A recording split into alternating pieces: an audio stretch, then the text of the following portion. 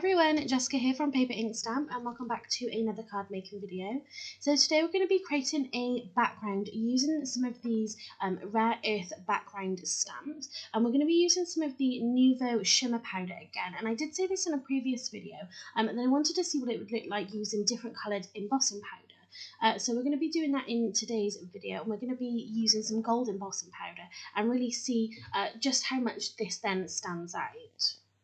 So I'm using my stamping platform today because I am stamping onto Crafter's Companion watercolour cardstock, and I want to make sure that I don't miss any sections, and then I can restamp it if I need to.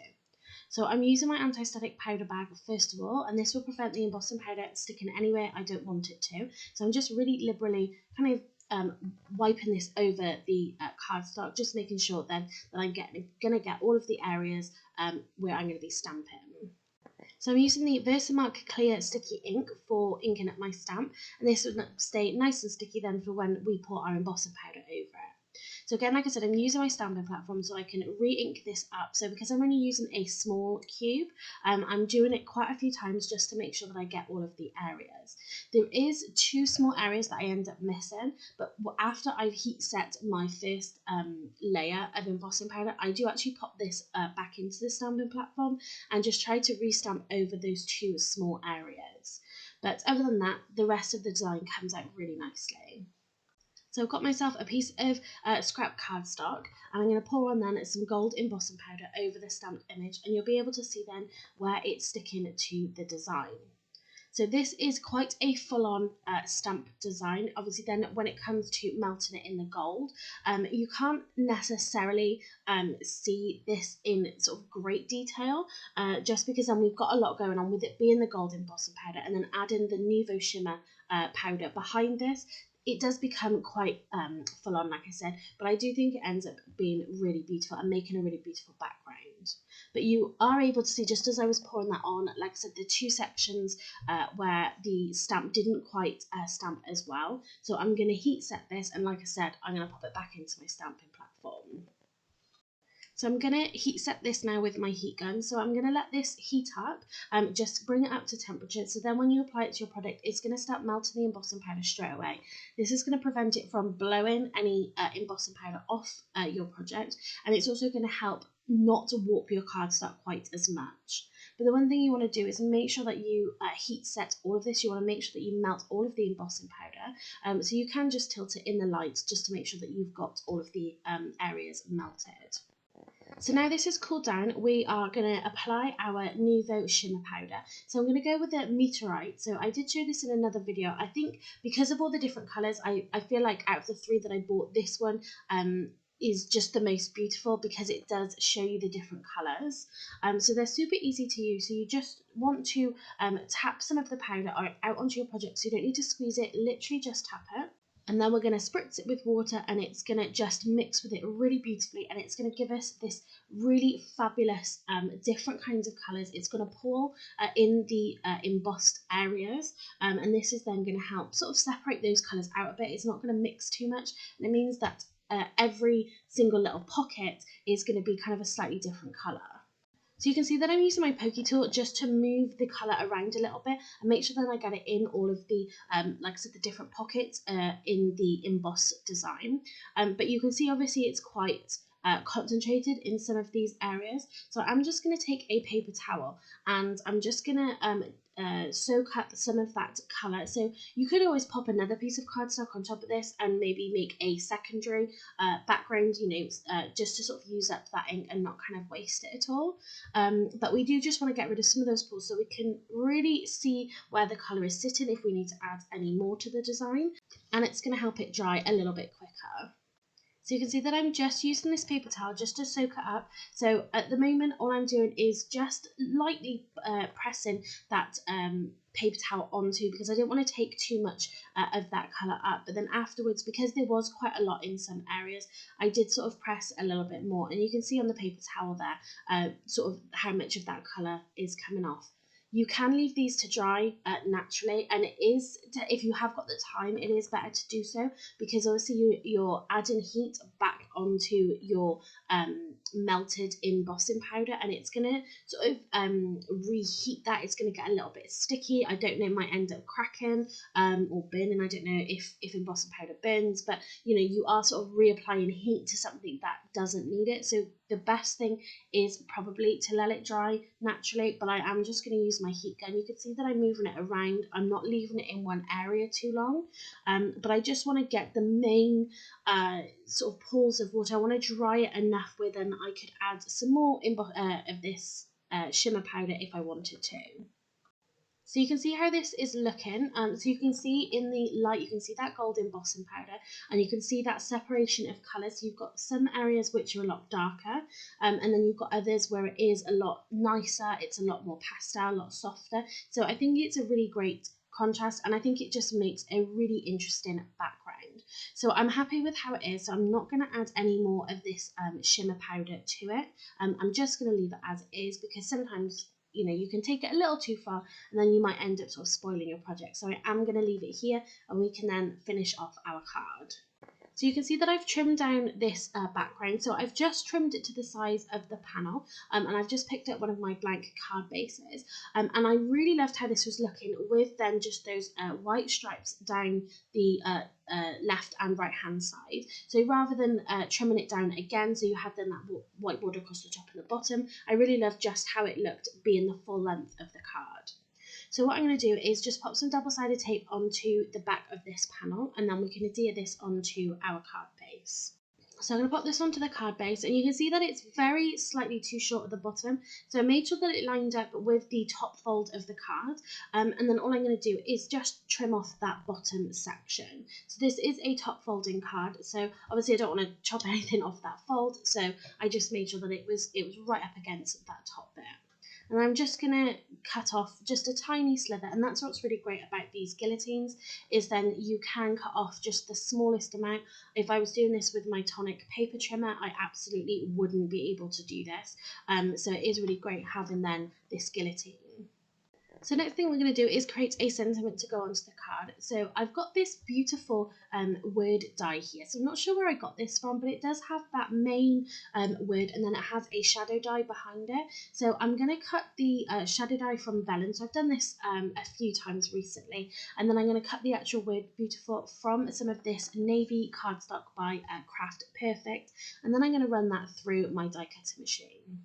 So I've taken both of these out of the dies, and now I'm just going to use my Crafter's Companion dotty tape pen to adhere down the beautiful word onto that shadow die. So the dotty tape pen is really great because it means that the adhesive is only going to stick to the bits you want it to. It's not going to create a line that's going to go over any blank space, and this is a super strong adhesive as well.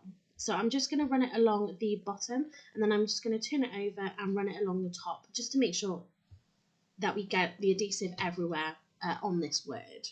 And then we can go ahead and attach this to our shadow dies. So I do really love the word dies that come with these shadows, because I think it helps the word actually stand out. A lot of them have quite thin writing. I know some of the other Crafter's Companion word dies I have that don't have the shadows. I don't necessarily use them as often because they are quite thin handwriting. They're really beautiful dies, but they don't always sort of stand out unless you're using them on something that's maybe a little bit plainer, or maybe you're doing it with a black or a white. Maybe that's going to really kind of pop out from your card. So, and I really love using the vellum behind this as well. So I'm going to pop this just across our panel, and I think the size is really great for the panel that we've created. That blue really nicely picks up the blue from our background, and again then that vellum just helps the sentiment, the word just stand out that much more. So I'm using that dotty tape pen again because I don't want you to be able to see any adhesive through that vellum. And then I'm going to line this up sort of roughly in the middle, just slightly higher, because we're going to add another sentiment just below this. And I just think this looks really great again with that gold background. You might not necessarily tell straight away what that background stamp is, but I do still think it creates a really wonderful background.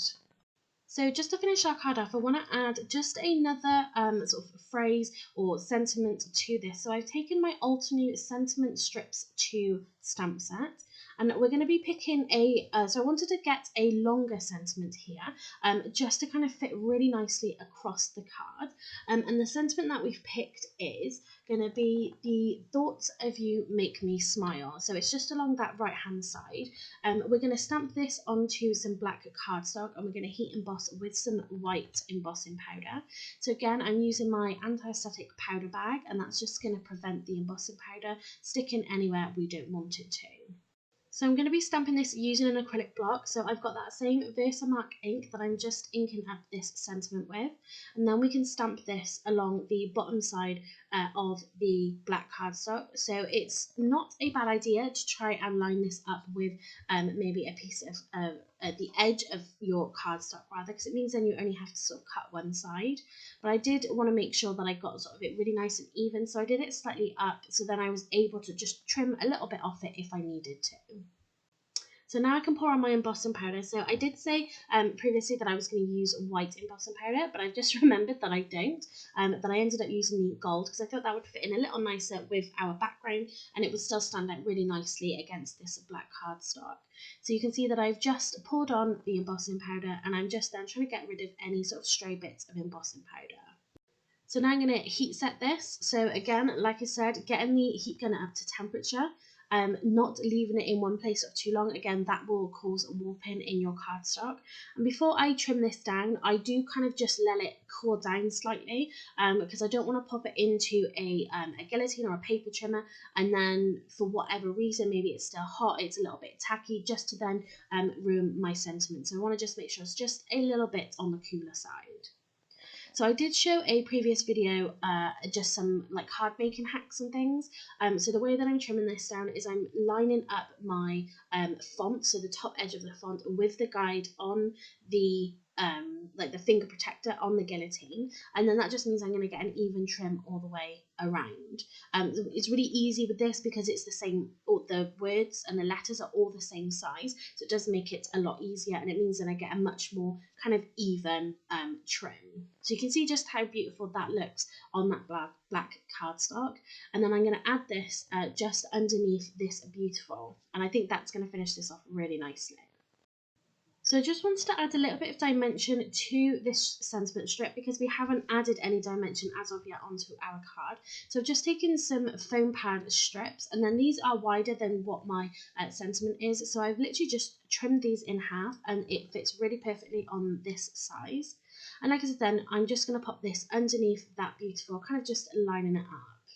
And I think this sort of comes together really nicely. Again, heat embossing in the gold for that sentiment strip, and then that navy blue cardstock picking up that blue in the background really beautifully. And I really love kind of the design where you've got then the two white panels to the side. I don't think it kind of needs to have any more matte and layering on anything like that. I think it's kind of quite simple, but at the same time it has still got quite a lot going on to give it a little bit of interest for that background.